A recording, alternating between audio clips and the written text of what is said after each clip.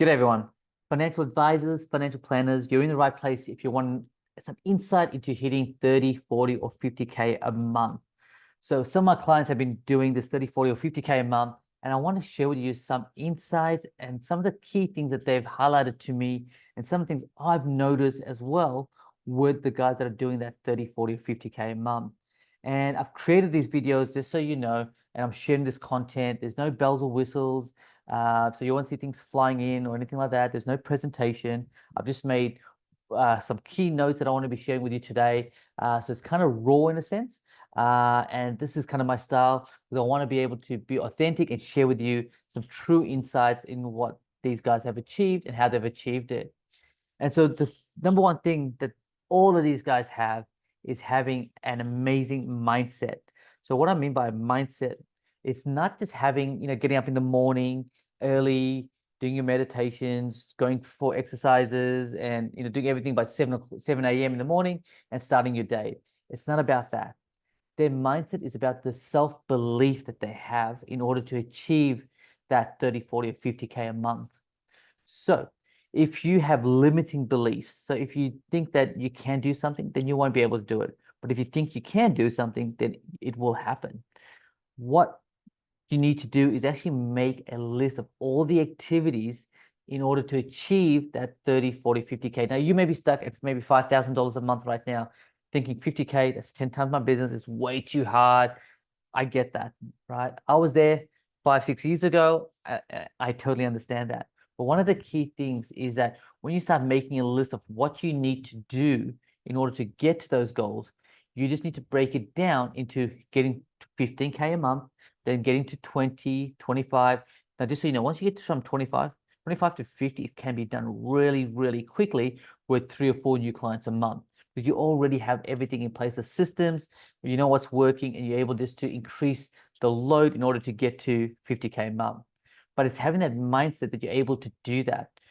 When you make a list of things, of activities, you just need to work out what are the things you're going to be doing, what are the things you're going to be outsourcing, and if you can't do it, is there a skill that you need to learn? Maybe, right now it's maybe about video editing in order to keep your costs down. So you learn how to do some video editing. When you get to 15K a month, maybe you get someone else to do it and outsource that through Fiverr or Upwork or something like that, someone else to get those things done. So all you're doing is producing the marketing and getting someone else to do the execution side of it. This is super important. The other key thing that I get them to do, and I'm just going to read this down, is to make a list of what it would feel like when you achieve the dream business that you've always wanted. What's the impact it's going to have? Who is going to impact? So some of you may call this, manifestations. Some of these are affirmations. You want to make a list like this down, because when you get that the visualization working for you, and the Paris Olympics just happened. One of the key things that all the gold medal winners had was this visualization that they did consistently over time. It wasn't that once a month they thought about it. It's like every day. I'm not asking you to do this every day, but at least once or twice a week to go back and look at what it would feel like to achieve that goal. And then what you need to do is just make those lists. Okay, if I make that, this is what I'm going to achieve. This is what I need to be doing. And then you start getting, you start doing these things. The mindset plays a massive part in business success. Take it from me, I've been in business for about 15 years. When I had a mindset of it's going to be hard, it's going to be hard, it's going to be hard, it was hard. And once I started changing my mindset and reading and following certain people and working out, hey, this thing's work. And it wasn't doing any massive changes, it's just doing little changes over time. And now I'm at a period in time where I only work 5 hours a day, working with an awesome industry with financial planners and financial advisors. And I'm working in Barcelona. I used to be in Sydney. So it's having that mindset that you can do things from anywhere. If I came over here and I decided, hey, it's going to be too hard, I might as well just go get a job, then that's what would have been my life. But I really wanted this to work. I knew it could work, and I could have the flexibility and freedom and the financial freedom, to be honest with you, to do things. So the key insight is having a mindset, but having the mindset of self-belief. Start there. And the reason you need that is because an interesting stat that I heard the other day is that in the first 3 years, close to 50% of financial planners and financial advisors end up closing up and going working for someone else. And I don't want you to be part of that statistic. So you want to focus on having that belief, getting rid of that imposter syndrome, the self-doubt that you have, and really working on building the business that you want. So you could have the time freedom, so you could have the financial freedom that you've always wanted. And one of the key things for me and most of my clients is having time with their families and be able to take kids to sport and things like that. Super important. Insight number 2 that I'm going to share with you is personal brand. Your personal brand is more important than your company brand. Now, I'm not asking you to have an ultra ego like Superman and things like that. Nothing like that. I want you to be authentic. I want you to show up to your audience in your true self. Now, this doesn't mean that you don't need to have a company name and a website.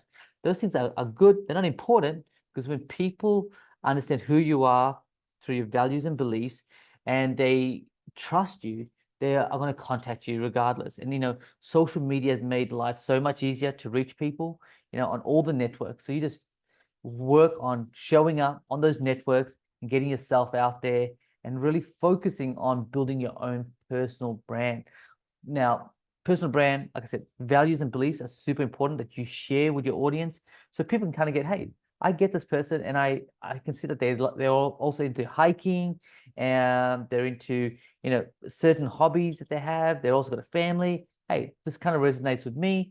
I might just reach out to this person, and it makes a massive difference. And also your values. So what are the things you're going to be saying yes to? What are the things you're going to be saying no to? And again, make that list and put down. Maybe you're not going to take certain type of clients. Maybe you're going to focus on clients over $200,000 a year in income. Or maybe it's clients in a specific industry that you want to be focusing on that have a specific problem. So these are the things you want to really be focused on. If you become a generalist, just so you know, it's going to be very hard to build your brand, your personal brand.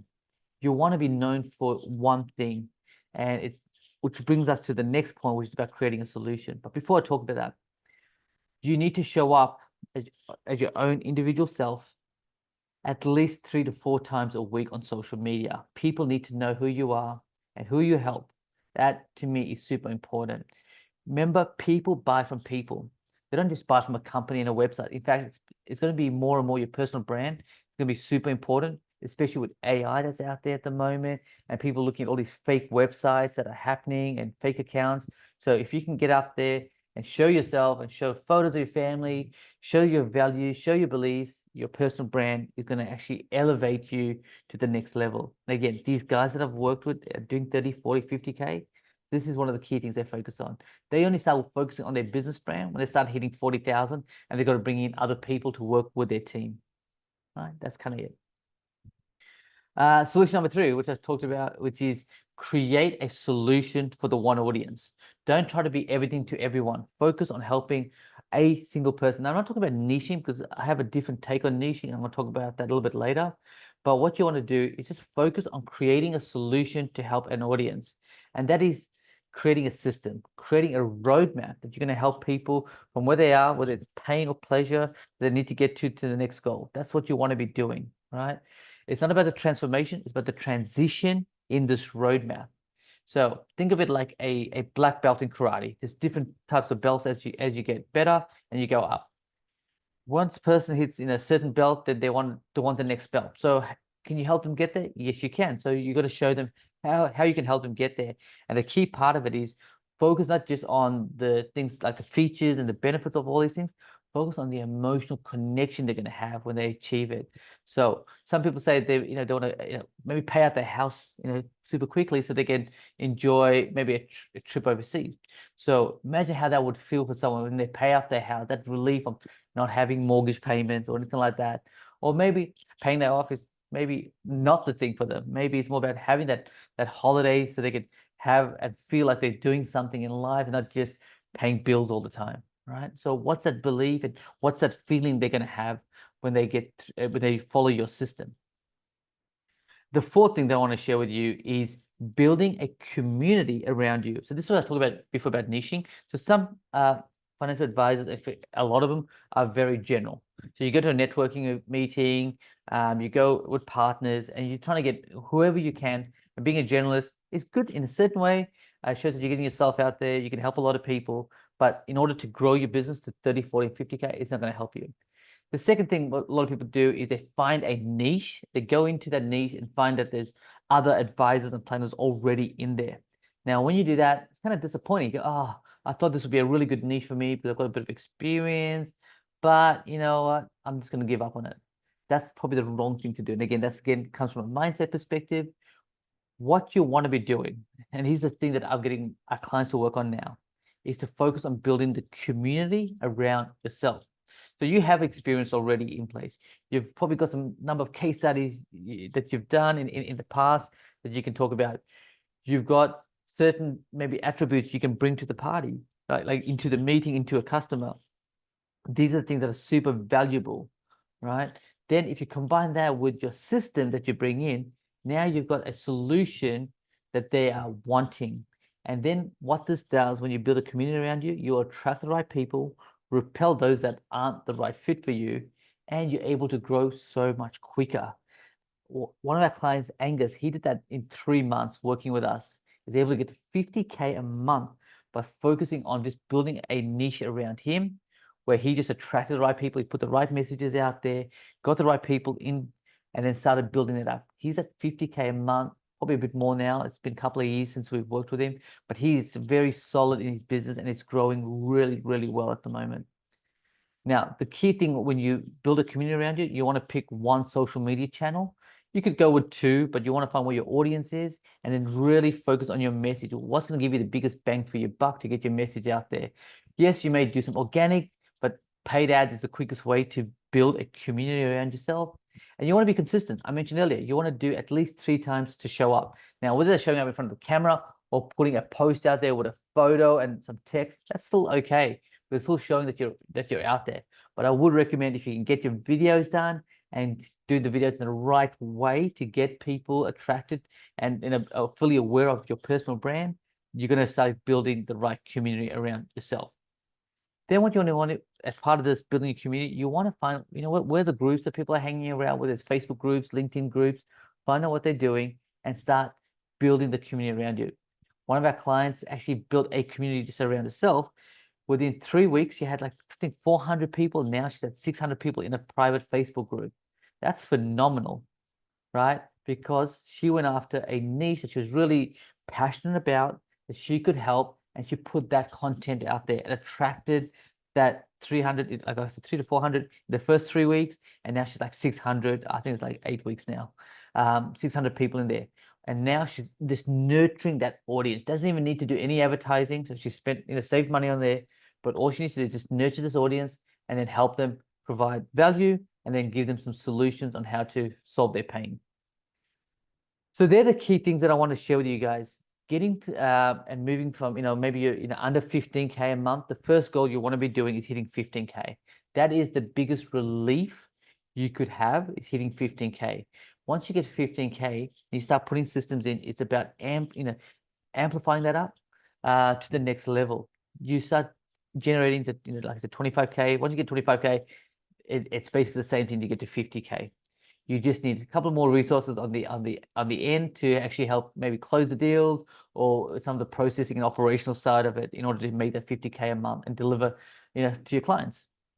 So just recapping it, mindset, you want to focus on this, and you should be focusing not just on your mindset, but what are the mindset of the clients that you want. If you can help clients getting into the right mindset, the frame that the mind framework that they need, that's going to help them a lot. Second thing you want to be doing is having a personal brand and showing up. I show up in black t-shirts all the time. I find it a lot easier. You may have, depending on colors, or maybe like I said, video is your thing. You do videos. If it's writing content and sharing content, written content, then that could be your thing. You want to find your thing and your personal brand and getting it out there. And then have a clear solution, a clear roadmap, which is a system to helping your clients move from pain to pleasure, which is super important. And the last thing is build a community around that. This is what's going to get you to 30, 40, or 50K. And if you need some help to go over, 15K, 30K, hit your 50K goal, then hey, feel free to reach out to me. Just hit the word scale and I'll be able to get some information out to you. Thanks so much for joining me. Hopefully you got some insights into this that you can implement in your business and invest in yourself, which is so important.